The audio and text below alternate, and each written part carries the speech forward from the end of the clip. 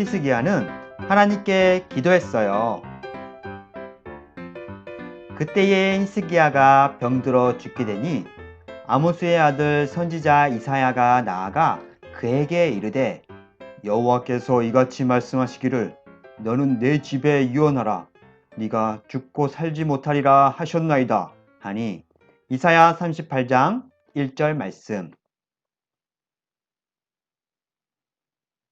아이고 아이고 내 머리야, 아이고 내 몸이야, 여봐라 도대체 내 병을 고칠 의사는 없는 것이냐?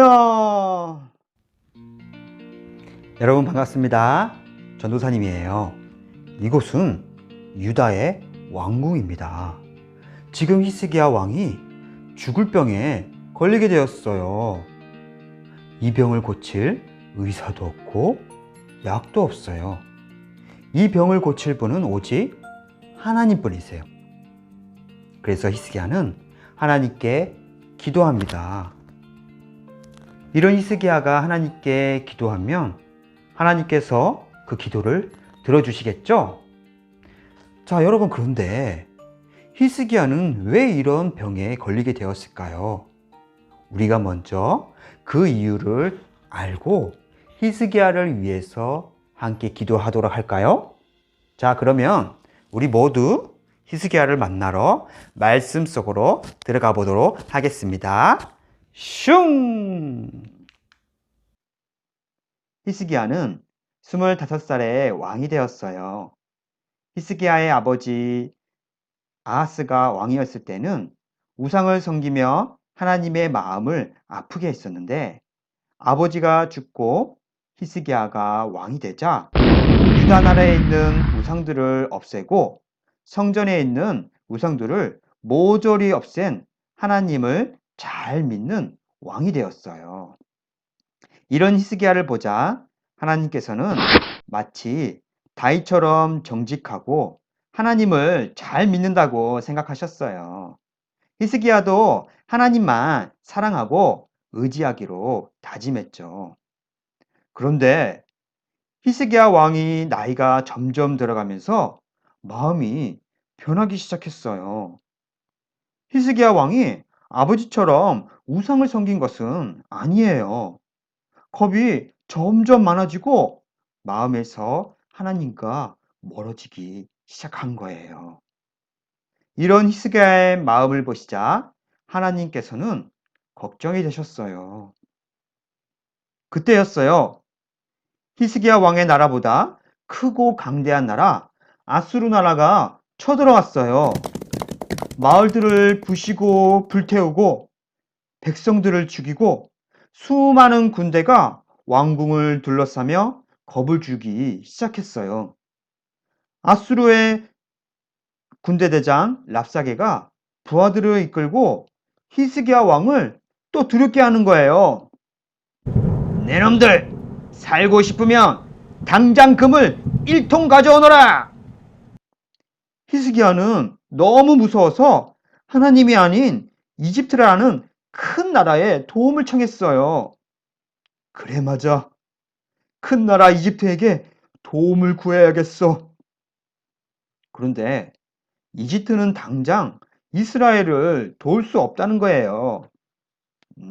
미안해. 지금은 바빠. 그래서 할 수 없이 히스기야는 금을 모아 아수르 왕에게 바치기로 했어요. 그런데 금을 모아도 또 모아도 많이 모자란 거예요. 그래서 할 수 없이 히스기야는 하나님의 성전에 가서 문과 벽에 붙어 있는 금들을 싹싹 긁어서 아수르 왕에게 바친 겁니다. 그렇게 얼른 금을 주면 아수르 왕이 돌아갈 줄 알았죠. 하지만 아수르 왕은 히스기야에게 금이 더 있을 줄 알고 돌아가지 않았어요. 아수르 왕은 이제는 아예 히스기야의 나라를 모조리 빼앗을 생각이었거든요. 히스기야 왕은 그제서야 하나님을 찾았어요. 하나님께 도움을 구하기 시작했어요. 그때였어요. 왕궁을 포위하고 금을 빼앗은 아수르 왕은 신이 나서 군대 장관 랍사게를 시켜 이런 말을 했어요. 히스기야가 너희 하나님께 도움을 구하자고 했다면서? 웃기지 마라. 너희 하나님은 절대로 우리를 이길 수 없다. 그 어떤 신들이 우리 아수르 대왕을 이긴 적이 있더냐? 아니, 지금 아수르 장군이 뭐라는 거예요? 지금 하나님을 모욕하고 있는 건가요? 하나님께서 절대로 이스라엘 나라를 구하지 못한다고요? 지금 실수한 것 같은데요. 하나님께서는 이사야 선지자를 보내 히스기야 왕에게 이렇게 전하라고 했어요. 왕이시여, 아수르 군대가 화살 한 발도 쏘지 못하고 모조리 죽음을 맛보게 될 것입니다. 다음 날 아침이었어요. 이스라엘 왕궁을 포위하던 아수르 군대는 모조리 싸늘하게 시체가 되었어요. 밤새 하나님께서 죽음의 천사를 보내어 아수르 군대 18만 5천 명을 모조리 시체로 만드셨어요. 이 소식을 들은 히스기야 왕은 깜짝 놀랐어요. 진작 하나님께 도움을 구할 걸. 이렇게 한순간에 화살 한 발도 쏘지 않고 아수르 군대가 다 전멸하다니. 그동안 두려움에 떨며 긴장하고 있던 히스기야가 긴장이 풀리자 그만 병에 걸리고 말았던 겁니다. 그래서 히스기야 왕은 하나님께 기도를 하였던 거죠. 그리고 하나님께서 이사야 선지자를 히스기야에게 보내셨어요. 히스기야는 이사야 선지자를 보자 제발 이 병에서 낫게 해달라고 하나님께 도움을 구하라고 했어요. 그러나 이사야 선지자는 이렇게 얘기했어요. 하나님께서 당신을 병에서 구원하지 않고 그 병으로 죽게 될 거라고 말씀하셨습니다. 그러고는 이사야는 사라졌어요. 이사야는 하나님께서 히스기야 병을 고치기 위해 보낸 선지자가 아니라 오히려 죽게 될 것을 예언한 선지자였어요. 친구들, 이렇게 해서 히스기야는 죽을 병에 걸리게 된 겁니다. 히스기야가 하나님을 사랑하고 다윗처럼 하나님을 의지했던 그런 마음이 점점 사라지게 되었잖아요. 그래서 하나님께서 히스기야에게 큰 병을 주시게 하신 것 같아요.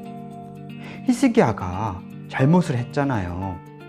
하나님이 아닌 이집트라는 큰 나라를 의지했을 뿐만 아니라 하나님의 성전에 있는 금을 다 벗겨서 아수르 왕에게 갖다 바쳤잖아요.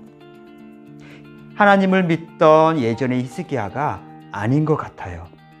그래서 히스기야는 울면서 하나님께 기도합니다. 어려움을 당했으니까요. 친구들, 히스기야가 누구의 잘못 때문에 큰 병에 걸리게 된 걸까요? 히스기야가 누구의 잘못 때문에 어려움을 당하게 된 걸까요? 결국 히스기야 왕이 너무나 괴로웠는지 크게 울며 하나님께 살려달라고 기도하는 겁니다. 하나님, 잘못했습니다. 하나님, 그래도 제가 젊을 때 하나님을 의지하고 하나님의 말씀에 순종했으니 그때를 기억하시고 용서하시옵소서. 이런 히스기야의 눈물과 회개를 보시자 하나님의 마음이 약해지셨어요. 그래서 이사야를 다시 왕에게 보내셨습니다. 하나님께서 3일 후에 왕을 다시 살리실 겁니다. 그리고 15년을 더 살게 하실 거랍니다. 그러니 왕이시여, 무화과를 으깨서 아픈 부위에 붙이십시오.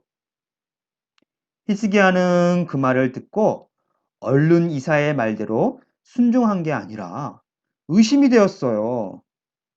아니, 그게 무슨 말이요? 그럼 정말 병이 낫는단 말이요?